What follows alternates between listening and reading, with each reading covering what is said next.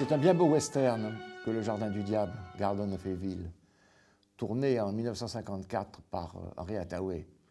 Une curiosité sur la traduction, naturellement. Jardin du Diable, Garden of Evil.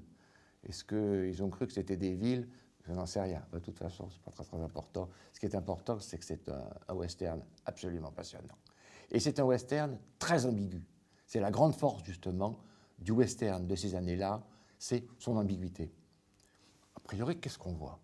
Un homme coincé dans une mine, sa femme, très généreuse, va absolument chercher au Mexique, enfin dans une espèce de taverne mexicaine où se produisent des danseuses, des aventuriers, pour venir l'aider à sortir ce malheureux mari qui est prisonnier. Bon, ça semble très simple.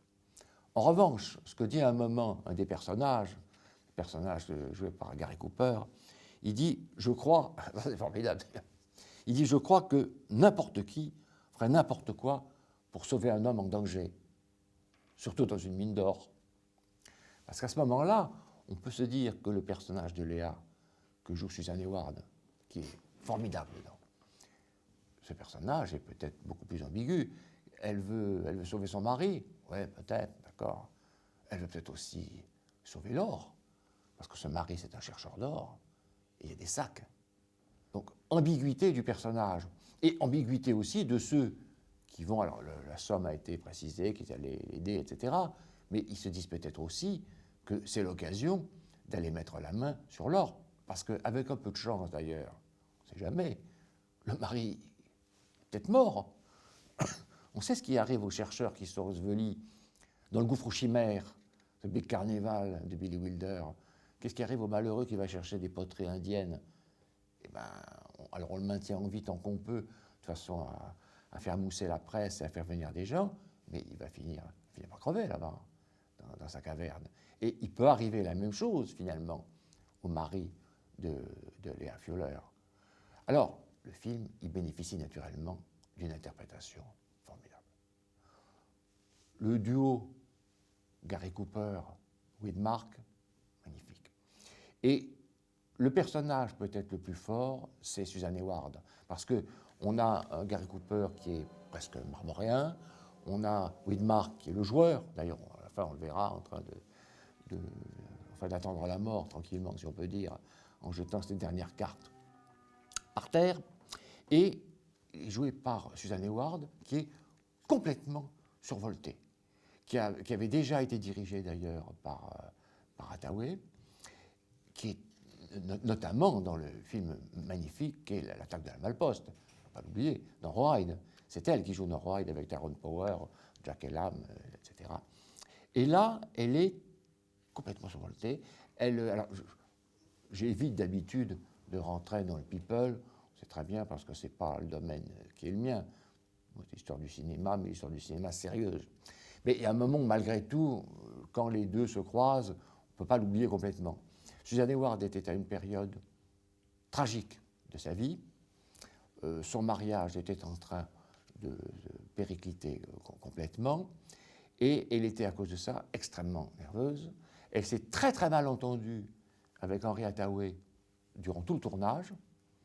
Est-ce d'ailleurs pour ça que Hathaway, dans son livre de souvenirs, plutôt dans son livre d'interview, oublie complètement ce film magnifique qu'est Le Jardin du Diable? Peut-être, il en garde peut-être un mauvais souvenir, je n'en sais rien, nous ne le saurons sans doute jamais.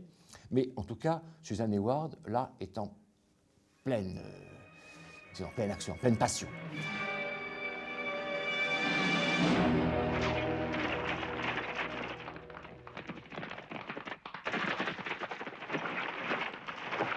Elle est une remarquable cavalière.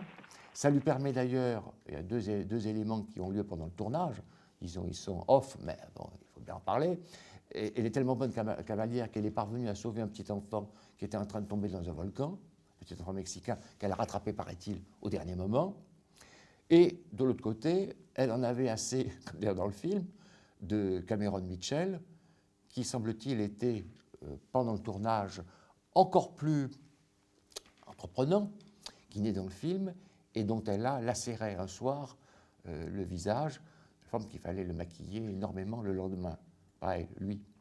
Bon, donc, on sent que c'est une femme forte. C'est d'ailleurs un très très beau personnage, le personnage de Léa.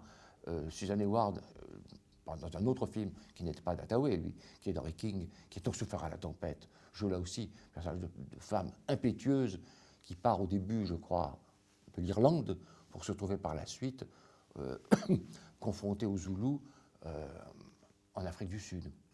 Donc, très grande actrice, très très grande actrice, face à de très grands comédiens. Une ambiguïté du scénario. Hathaway, on le sait, adorait le western. Dans la carrière d'Hathaway, on est à peu près au milieu. Hathaway a tourné tous les genres, la plupart du temps avec un grand talent. Il retrouve Widmark, qu'il avait dirigé pour la première fois, premier rôle de Widmark dans Le Carrefour de la Mort, Kiss of Death. Widmark qui était Tommy Udo, le type qui ricanait tout le temps.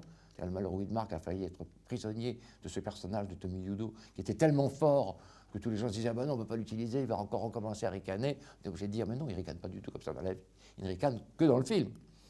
Il était donc très méchant, il s'est tué, on sait très bien, la vieille Margaret Richarlieu en la balançant dans l'escalier, c'était le très méchant du film.